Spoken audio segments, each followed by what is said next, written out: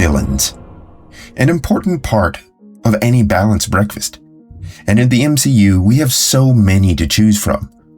The villains to heroes, the heroes to villains, the anti-heroes, and whatever they're trying to say Scarlet Witch is. I don't know. But who is Marvel's best villain?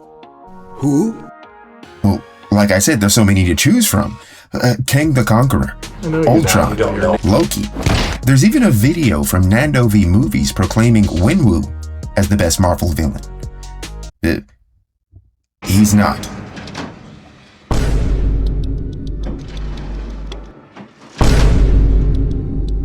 There are so many more. Thanos, the High Evolutionary, Daemon Targaryen, the Vulture, Killmonger, Kingpin, kind of Kingpin. Kingpin. Wait a minute. Kingpin. The answer is the Green Goblin. Yeah. I know. Don't boo me, boo you. I know you didn't want to hear that, but it's true because I made it the fuck up. There's just something so earnest about this portrayal. It makes me yearn for a simpler time before we supposedly had all this shit figured out. The big bug eyes on the mask, the lines he has to say. Because you never know when some lunatic will come along with a sadistic choice. That's a cringe line. And it works. It works. I wouldn't have it any other way. It would be worse if they tried to tone it down, in fact. If they tried to ground it. You know, Thanos has to be more grounded because he can't kill half the universe's population just because he's down bad for a skeleton. Wait a minute! Why does it still have boobs? Anyway, he can't do it because he's down bad for a skeleton. He has to do it out of some radical utilitarianism or something. Newsflash, asshole! You can just make more resources. But you know what?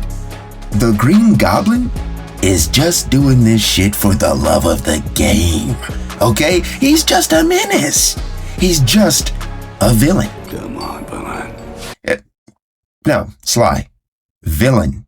Say it with me. Come on, villain. No, villain. Come on, villain. It's pronounced Norman Osborn is a mild-mannered CEO and something of a scientist himself. Until a weapons platform he was hoping to sell to Israel doesn't quite cut the mustard. Not enough civilian casualties, I guess. I can't say that. I can't say that now. Okay. It's crunch time. In desperation, he subjects himself to an experimental transhumanization procedure and injects himself with it. Get me the promochloroparazine. Yeah, that stuff. And turns into Willem Dafoe, a violent, cunning, psychopathic killer with dissociative identity disorder, or I guess, like, whatever the Hulk has. Gradually, Norman becomes aware of Willem Dafoe, just in time to receive bad news. You know how much I sacrificed? They kick him off the board of his own company, a company he saved, just so they can sell it to a rival. Tragic. Well, Willem ain't standing for that shit. Okay, it's childish, can't be no homegirl, drop it like the NASDAQ. Move white girls like it's coke up my ass crack. Cause I'm a bitch girl, invaders and get me no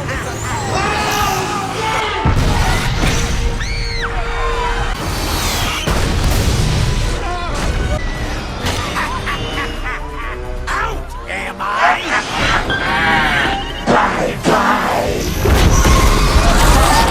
He vaporizes the board of his company right in front of his own son.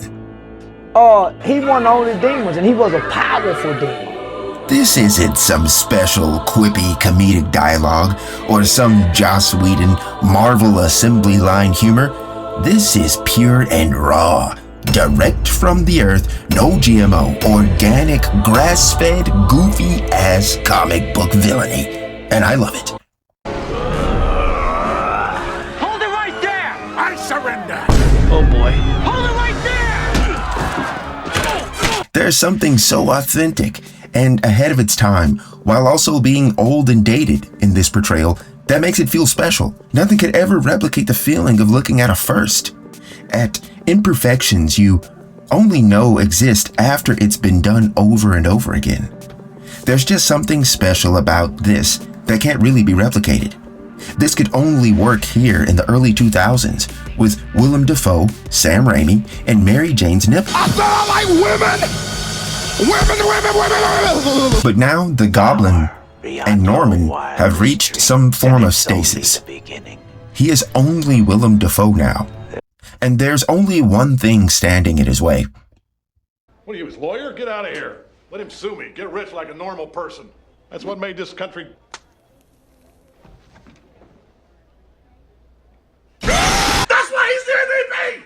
That's why he's the GOAT! He kidnaps Spider-Man, dumps him on a rooftop, and gives him his Shark Tank pitch for two-man world domination.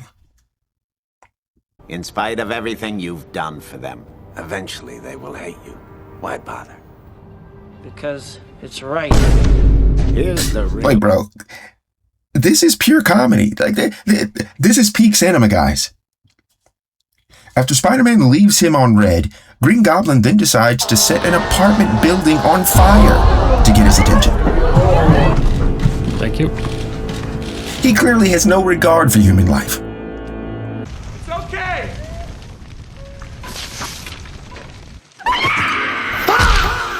That's why he's the GOAT! After almost dying of smoke inhalation, it's time for my second favorite part of this movie. Willem Dafoe comes over for Thanksgiving. I've been looking forward to meeting you. Happy Thanksgiving, sir. Now, where is Peter? You better have remembered that cranberries. Oh, that's weird. I didn't know he was here. I love that he can barely pretend to be Norman Osborn anymore. Peter? Then Peter shows up, and Willem Dafoe almost catches him with his razor-sharp hearing. Something is wrong. I mean, man, look at that villainous ass squinting. Oh, it looks delicious. Norman? Like, really, Do the honors. he can barely contain himself.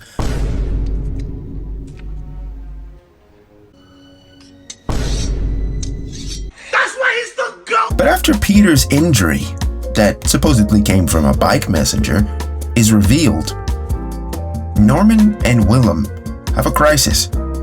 Peter Parker, mild-mannered photographer and eternal Mary Jane simp, is Spider-Man? He leaves in a hurry, and on the way out, he decides to end Mary Jane's whole career as loudly as possible. A word to the not-so-wise about your little girlfriend. Do what you need to with her, then broom her fast. That shit is so disrespectful. So disrespectful. But Norman he's really melting down, guys. Okay, he's having a crisis. Peter Parker is a family friend. His son's best friend, and almost like an adopted son. Peter looks up to him. But you know what? The Goblin knows just what to do. Lead us not into temptation, but deliver us.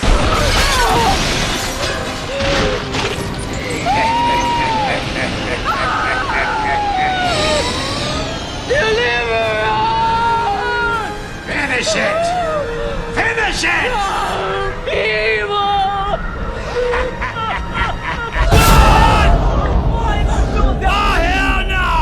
Nah.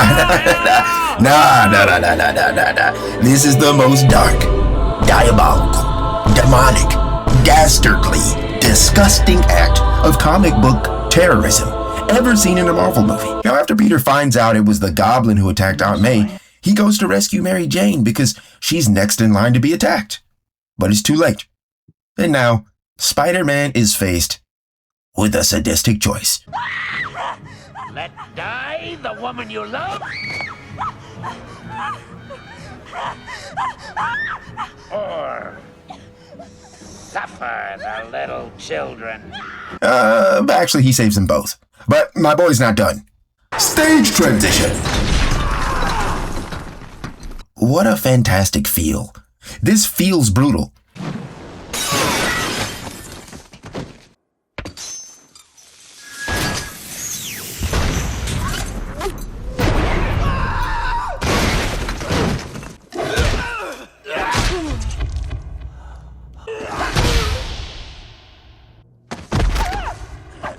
He's beating this man's ass for real, though. And of course, tearing the spider web down like it's razor wire is peak early 2000s villain aura. Does that really make sense, materially speaking? No, but it doesn't matter. It looked really cool, and you know what? It fucking holds up. Now, Peter, of course, unlocks Rage Mode after Mary Jane is threatened. And, I mean, I guess he kind of gets his get back. But honestly, not really, because the aura loss he sustained was catastrophic. And then, of course, Green Goblin tries to do some Norman shit, which was really his downfall. Godspeed, Spider-Man. And what a beautifully early 2000s campy-ass death. Nah. Where did bro get stabbed? Where's the blade at? As much as we loved seeing that Spider-Man meme coming to life, the highlight of No Way Home was Peter having to deal with an actual psycho. You're about to become whole again. No more darker half. Just you. Just me.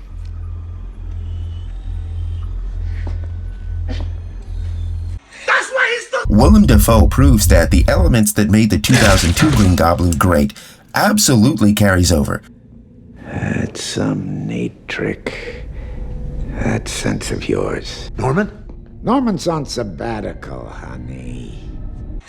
I've watched you from deep behind Norman's cowardly eyes, struggling to have everything you want, while the world tries to make you choose. Gods don't have to choose. It's so clear Willem Dafoe has just a great time, you know, playing himself, and you love to see it.